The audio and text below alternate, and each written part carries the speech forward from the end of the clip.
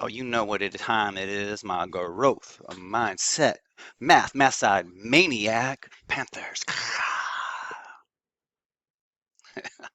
Okay, let's do some multi-digit division. Rest of this lesson. We've got three ways to represent division problems. We've got the horizontal. We've got long division. Fractions. And so which of this number is the divisor? The 245 or the 35? 3, 2, 1. Did you say the 35? I knew you would. Answer B. And then what is this called? That, you got it. Dividend. I knew you knew it. You knew you knew it. I knew you knew it. Finally, oh, the answer. What do we call this thingamajiggy here? 3, 2, 1. I knew you knew it. The quotient is the answer. Dividend, divisor, and the quotient. I like to sing. Maybe I'm not the greatest, but I have a good time with it. I'd rather not be the greatest and enjoy myself than be the greatest and hate life. You know what I'm saying? Let's go. Skylar writes this problem, 456 divided by 1,526. Just pause the video for a second and see if you come up with three ways to write it. I knew you could do it. I knew it. Did you come up with this? Uh-huh. Uh-huh. Yeah. Okay, I can divide multi-division numbers. How do you do these things? Well, let's see. How do you? I have no idea. Oh, you're the teacher, Mr. Hoffman. You should know. Well, sometimes I have to wonder. Oh yeah, I already did this. Thank goodness. 15 doesn't go into 3. Let's start with that first digit there. So we're just going to put a 0 there, or some people like to just put like an X there as a placeholder, just to remember like to line everything up. Line them up. Some people even line things up by drawing lines like this, just to keep everything in line. And some people use graph paper and all kinds of good things. But let's just go with this since I got a computer. I don't have to necessarily do all that stuff. And I am the teacher. I can get away with it. Oh, back up, went too fast. So now we're doing 15 into 35. How many times is 15, instead of just 3, how many times does 15 go into 35? Well, let's see, 15 plus 15 is 30. Can we go more than, that's 2 times, 1, 2. Can we go more than that? Let's add another 15. Oh, that's 45. No, that's too big. So the closest we can get is 2 15s, not 3. So we're just going to use a 2.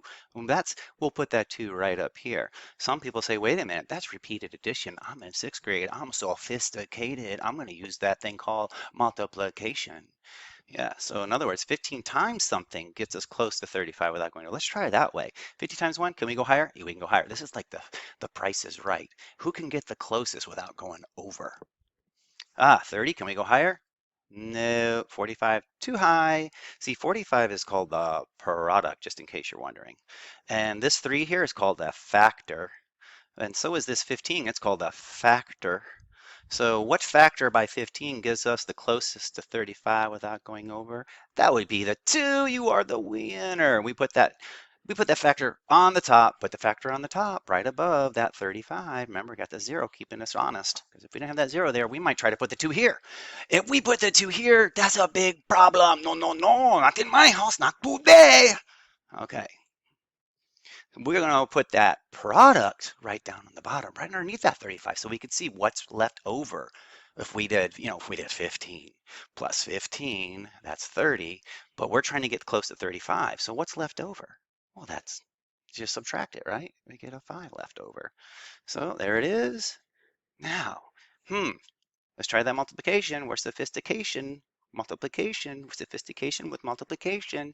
Ooh, I just made that up just now. Oh man, I tell you, sometimes the craziest things come to you impromptu. Okay, 15 times something goes 5. Can't do it. Not with a whole number. You can't. Yeah, I can. I can do it, Mr. But not with a whole number. You can't. Okay. So we're going to drop the next place value. We're going to extend this value by dropping it down. Yeah, we won't even get into that. This is not really a 2. That's actually 2 10s, which is 20. And this is not really a 5. That's actually 500s, which is 5. This is not really a 3. That's 3000s, which is really, but we're not going to get into that right now. Well, this is getting into the process for now, as the con would say. Yeah. All right. So we drop that 2 down there like I thought. And so now we can say, well, 15 gets as close times something gets as close to 52. 15 times something equals 52. How close can we get without going over? It's like the reverse limbo. How low can you go? How high can we go without going over? Can't break the stick, okay? Okay, so let's see. I think that's an Olympic sport. You take the Can't remember what it's called. Help me with that later. Email me or something. Tell me what that sport's called. Maybe it'll come back to me. Okay, I digress. I go on to tangents. That's another math thing. And we won't go into a tangent talking about tangents right now. Maybe some other time. So now we got 52. Which one of these? Oh, see, 60 is too high. Yeah, let's stick with this one. So we put where does this go? Where does the factor go? On the top. And where does the product go? On the bottom. What's the difference? What's our remainder from this? 52 minus 45 is 7. 15 can't go into 7. Nope, ain't going to go into it. But ain't a word. Look it up in the dictionary. I think it is in the dictionary, though, right now. Anyhow, let's try dropping that other place. Here we go, 75. And, times 4. Can we go higher? Can we go higher? Do I hear 5? Do I hear 5, 5, 5, 5? We got a 1, we got a 2, we got a 2, we got 3, 3, 3. We got a 4 over there. We got a 4, 5, 5, 5. 5 and 5 is the winner. You can try a 6, but guess what? Too high. Your bid's too high. You don't get it. So we're gonna go with a 5. Where's now? This is what's it called? The product or the factor? The facts. Just the facts, ma'am. Just the facts. It's the factor. Where does the factor go? On the top or the bottom? Yeah, it goes on the top. So let's pop it up in the top. Where does the product go? On the bottom. Ooh, do you thinking what I'm thinking? No remainder. That means we are done with this problem. That's a beautiful thing. But what if, see, no remainder. What if though? Just what if we had a remainder? What would that do? Let's see. Let's take that same exact problem, duplicate, copy, just copy, paste. That's all I did. And let's change this 5 into an 8 because 8 is great and 5 ain't. ain't in the dictionary, remember? Yes, it is. Look it up. Next, drop that 8. Well, that's not going to be a 5 anymore. That's going to be an 8. And then, uh-oh, that's not going to be a 0 anymore. That's going to be, let's see, 75, 76, 77, 78. 3. Now, where do we put the 3? Is that all we do? Just leave it there? No, we got to put it somewhere. So I'm copying and pasting so we can see how we got there. We're going to just bring it up here as a remainder. As easy as that. Easy as pie. Now, what about a fraction? Can we write it as a fraction? I'm going to show you. It's pretty easy too. Not too much more difficult, honestly. You're just going to take that 3 and pop it on the top. The remainder goes on the top. And what goes on the bottom? What's it? That's numerator. Numerator, remainder, numerator.